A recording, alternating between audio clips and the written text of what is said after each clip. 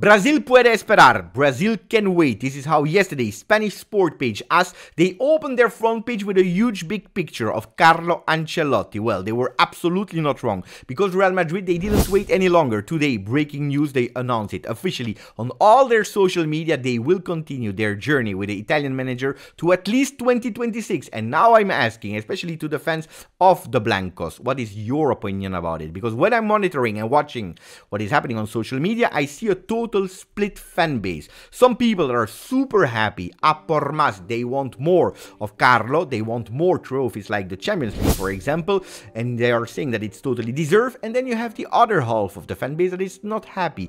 They wanted maybe fresh air with a comeback of Zinedine Zidane or a new way of understanding football with Xabi Alonso, and they are also saying that he needs to take accountability, responsibility, because it's not normal that half of the team is injured. And that's what they are blaming to Carlo Ancelotti. Let me know, I'm super curious to read you. My name is Giuseppe and together we will cover football, La Liga, Liga Portugal. Today also a really crazy decision from Serie A that will see a big impact in the next coming transfer market session. And then yesterday, Arsenal, that was not able to go back to the top of Premier League, that at the moment we see Liverpool there being number one. Yesterday they lost 2-0 against West Ham.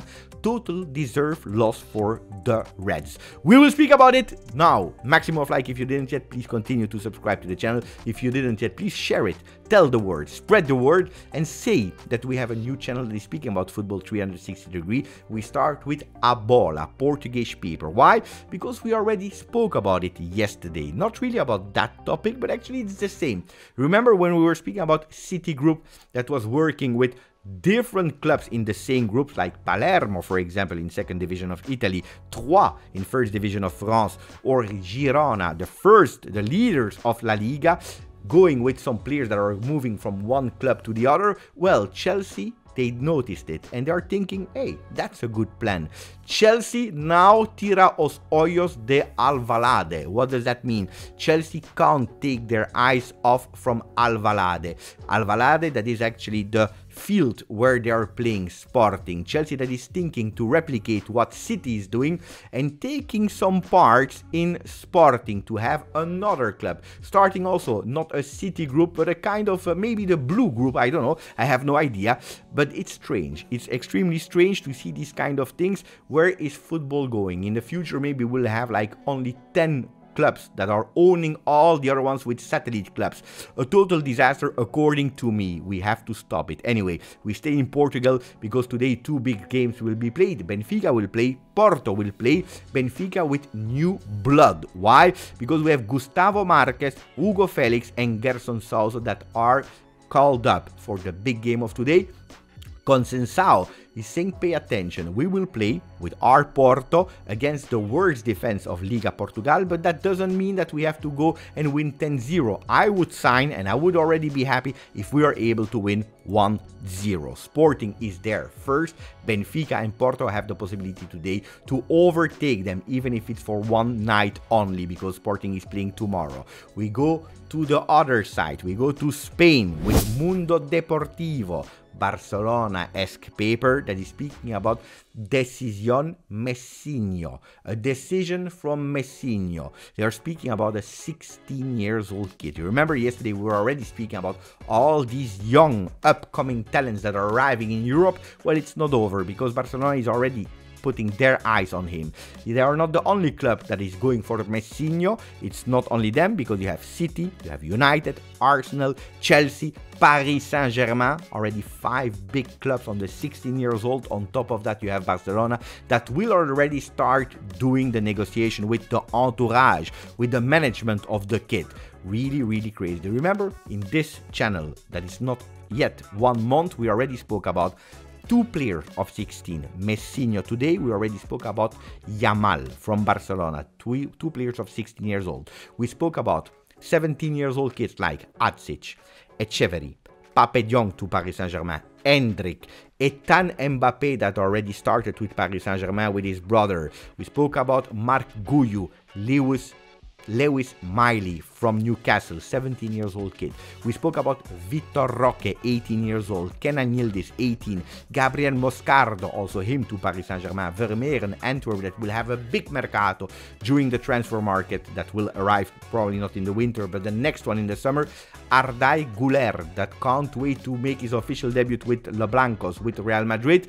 And it looks like when we are speaking about 19 years old or 20 years old kids, they are looking so old. Savio, Garnacho, Højlund, Chadi, Riyad, 20 years old for the last two. Crazy. Crazy to see them as already old in football world, because we are focusing a lot on these 16 years old. I think personally it's extremely young to make their debut with the first team of top clubs in Europe. Well, we'll see with time what it will give, because I'm scared for injuries to have so much pressure on the young players. Anyway, there is another team that is thinking about La Liga to try to win it, and it is Atletico Madrid. That today the president spoke about it in Marca. He said at the end, we are always a challenger for La Liga. Whatever happens, sometimes we win it, sometimes we don't, but we are always a valid, really big team in Spain, which is not wrong. He said we are doing so well in 2023, and if a season had 2 more games, well, probably we would have won last year. I don't know. If we start with ifs, then we can speak about it. From one red and black team, we go to the other ones, to Girona. Incredible, because they are already sold out nearly every single shirt they have. They are with empty stores. They are selling more than what they were initially expecting. Girona is doing really well. And there is my second question of the day.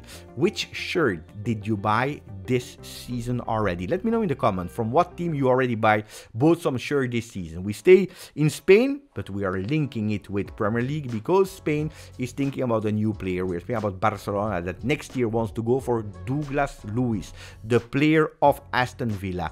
Big transfer. They are thinking that he can reinforce their midfield. So pay attention to that one. Douglas Luiz transfer from Aston Villa to Barcelona could possibly happen. And that's where we go now to Premier League and what happened yesterday. Like Mirror Sport is saying, decked. And we see a Declan Rice with his shirt on his face. Why? Because yesterday they had a huge, big opportunity to go again over Liverpool at 43 points.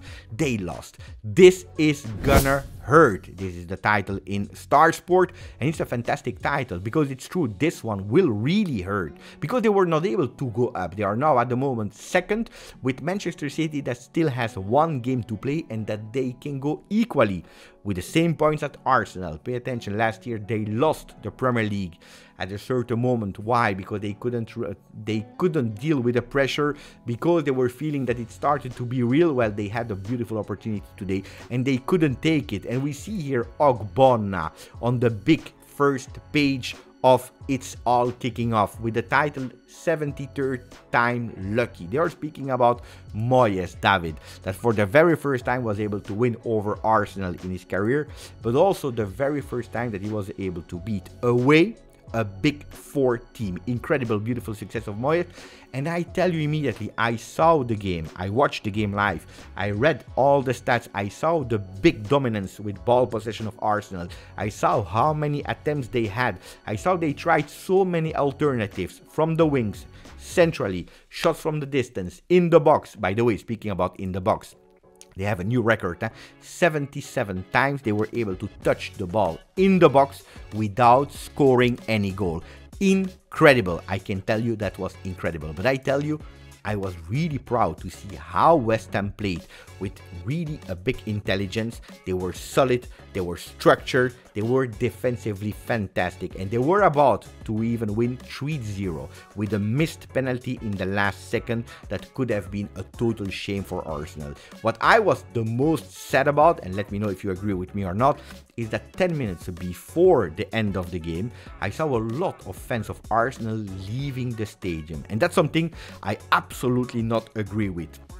Your team is fighting for winning the league, maybe they lost and probably they would never have come back. But if you are not showing the example, if you are not supporting your team until the end, you can't expect that your team is fighting until the end. This was something that really made me really sad. We have to admit, and that's true, like Daily Expert Sport is saying today, line of fire. And also Sunsport, deja vu, because it's not the first time that the first goal of West Ham is controversial against Arsenal. Look at that. It was already happening during Newcastle Arsenal, where that ball, we didn't know if it was out or not. The same happened yesterday. Was the ball out or not? It looks like yes, but we have no certainty.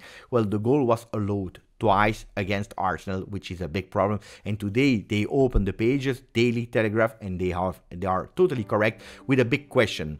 Demands for microchip in ball after West Ham goal row. We already saw it in Japan, Germany in the World Cup. It's now not the first time. It happened during a Juventus game with Weston McKennie that took that ball before it went out, or maybe it was already out. We don't know and we will never know. Well, with the microchip we can solve it. We already did it for the goal line technology. We can do it as well now, and football needs it. With all the technology that is available today, we need that we have that microchip and that technology available. Anyway, yesterday was also another game in Premier League with Brighton that is back to victory. Yesterday 4-2 against Tottenham. A total disaster game, especially Kulusevski, that at a certain moment I have absolutely no idea why he's pulling off the shirt of a striker of Brighton, giving a penalty. Total disaster decision. What a performance of Joao Pedro. But that game could have even finished 10-8. Or 10-6, I don't know, because it went from one side to the other, with the two teams that were absolutely not caring about the defensive phase. It was attacking from one side to the other, to the other, to the other, to the other. Totally deserved win from Brighton. Joao Pedro did fantastically well. He scored 2 goals, 1 assist, 2 times dribble completed, 4 total shots, 4 shots on target, and even that post that is still screaming mamma mia. And I have to say, in that 4-2, Vicario in the beginning of the game was even really good. Anyway, the last 8 home games for Brighton are actually quite beautiful, because they have 4 victories now and 4 draws. They didn't lose any of their last 8 games. What is the answer from Postecoglou, the coach of Tottenham? He said, well, the transfer window, nothing magical is going to happen in the January window, when we know that 2 days ago he was pushing his managers to sign him new players because he needed new players. Is he already giving up? This is not what we expect from a coach like Postecoglou, that is really going with grinta, with motivation. If he loses motivation, it will be extremely tough for Tottenham. Anyway, Serie A, mercato in salita. The transfer market will be even more difficult. For what reason? Because yesterday a crazy decision has been taken in Italy. At today, when in Italy they are signing players from abroad, foreign players that are at least 2 years abroad, well, they have a 50% deduction on their taxes. So if you sign a player and you give him 10 million euro net salary per year, well, instead of paying double what you are paying for an Italian player that is based in Italy, so that means 20 million euro gross, you're paying only 15. That was a huge benefit. That was a big advantage, especially to compete on a transfer market that is quite difficult for leagues like Spain, Bundesliga, France. Well, Italy had that beautiful advantage that they were working on since a few years. Since yesterday, it's over. They will have to pay exactly the same taxes. That means that every single player that they are giving money net in their pocket, well, they will have to pay double in taxes, which will make all the Italian clubs with huge financial problems even more difficulties on the transfer market. Will we expect more big players to Italy? Well, I think that it's time to say goodbye to big names, big players that will have no benefits at all, except of the beautiful weather, the beautiful food, the beautiful songs of Italy. But except of that, it will be quite difficult. With all the clubs in total protest, they were absolutely not happy, and they were saying, like this, we will be less competitive in the future and we'll have even less money to invest in our youth academies. Total disaster. Milan will maybe have to say goodbye to one of their top targets, that was Girassi from Bundesliga that we are speaking some days. It's a problem for them, but also for Juve that had Sudakov in their mind. Also for them, quite difficult now to go for these kind of players. The ideas, that's what they will have to work for, and Juventus is already thinking about new ideas, like the guy from Arsenal on loan to Swansea. We are speaking about Charlie Patino, 20 years old, from Arsenal to Juve. Big talent. A lot of Arsenal fans are telling me a lot good about him, that he's a player that is probably the best youth academy project of Arsenal. He could possibly go to Juve with Moise Kean, the striker of Juventus, immediately after his journey to Everton, going back in Premier League, but this time to Arsenal, to the Gunners. Will it happen or not? Big question mark, but it could happen already now in the winter mercato. Speaking about winter and paradise. This is the first page of Corriere dello Sport that is speaking about Inter, that today will play against Genoa, and they have a huge opportunity to go and put some more pressure on the Bianconeri, going at +7 momentarily if they win against Genoa this evening. Will it be easy? Not that much, because Genoa, they drew against Juventus. They are playing at home, and when they are playing at home, they have a 12th man, the supporters that are pushing to do really well. Well, they will have even more difficulties because Simone Inzaghi, coach of Inter, never beat Genoa or Sampdoria in that stadium. What will Milan do against Sassuolo tomorrow? We don't know, but they are expecting their strikers to score because Leao and Giroud, they have immense difficulties to score in Serie A. Tuttosport is going towards the big game of tomorrow, the last game in Serie A from 2023, Juventus-Roma, with Max Allegri, that will try to beat a coach that he's respecting a lot, Jose Mourinho. My name is Giuseppe, and together we covered football.